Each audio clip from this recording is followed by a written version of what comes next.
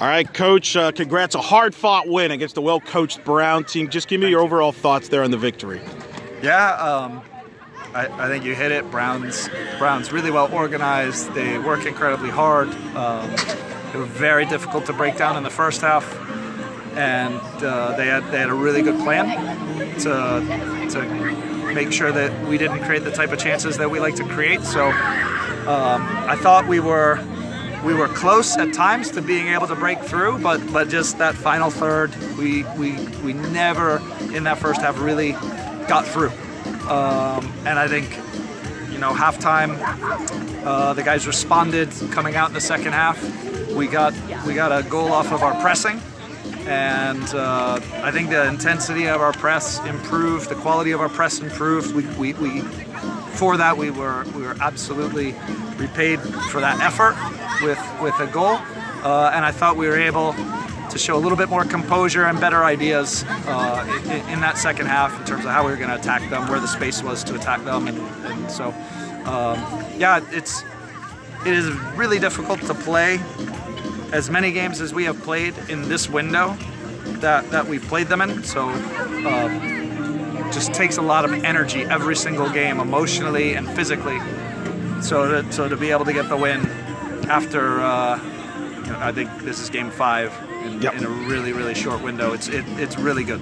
What was the message to the team, especially at halftime? Because the last thing you want is for them to get frustrated and start to overpress against their defense there. So what was the message like to kind of, hey, you still got to be patient there. It's going to come. Yeah, I think we talked about, because of the shape that they were in, one of the messages was, okay, where is the space that we can play? What are the things that we can do to be able to move the ball forward on the field more successfully, and then to actually be able to hurt them, and to put energy into those things. And I thought the guys did a great job with it. Luka, you don't teach some of the things he could do, like that goal with that ball bending the way it did. It's almost hard to take him for granted sometimes what he's capable of doing. He's so gifted. Just talk about that goal, because that really was a big start in that second half. Yeah, I mean, I thought he was able to get a little bit of space. You know, the guy closed down his right foot, and he moved the ball onto his right foot and then quickly shifted it back to his left, and he's got such a short backswing, and it comes off his foot, and it's quick.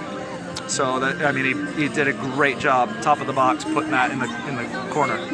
Speaking of defense, how'd you feel about them? You got some guys there in the back line. They were tremendous, and Huavi was solid when he had to make a couple saves.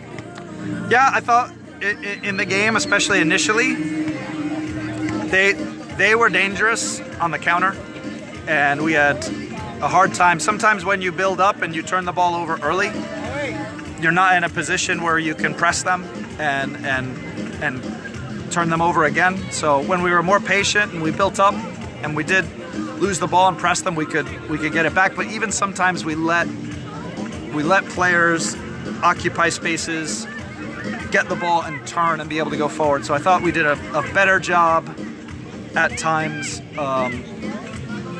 making sure that it was difficult for them to play out. You know, and then for a period in the second half, they were playing the ball around and then quickly getting it into the striker, and we were getting caught with our midfield on one side, and so we had to adjust to that, and the guys adjusted to that really well. But I think overall, just a really solid performance from and defending is not the back line, it's not the goalkeeper, it's the entire team. And the better we press, the better the players are in front of that back line and in front of that midfield group, the more predictable the play of the opponent becomes, and then defending becomes easier. And so, you know, I thought, and it's something we're going to continue to get better at and continue to work at, because I think that's got to be part of our identity. Was that by design, playing them? Because you knew they were going to give you a different look than what an FIU did. Their coach knows you very well back from the days of FIU and Kentucky days and Conference USA. So you knew you were going to get some different wrinkles there. Is that part of the scheduling philosophy? Because now in the Sunbelt, you're going to see a lot of variety. Yeah, we are.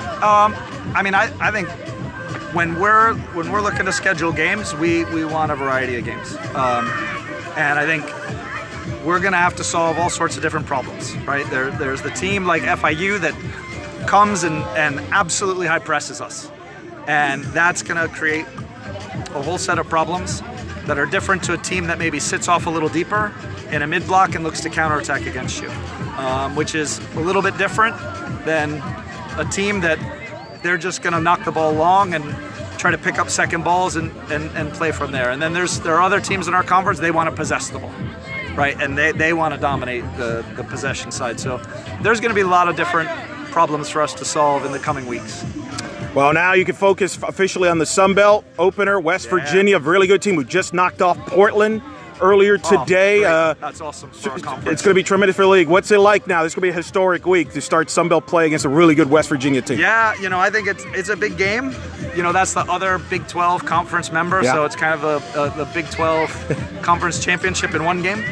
But it's good to now get into conference play to conclude our non-conference play, and to be undefeated at this point is great. And then more important than that, though that's really important, is now we really have learned a lot about our team. We'll take this win, we'll analyze it, we'll get better from it, and we'll be even more prepared for West Virginia now.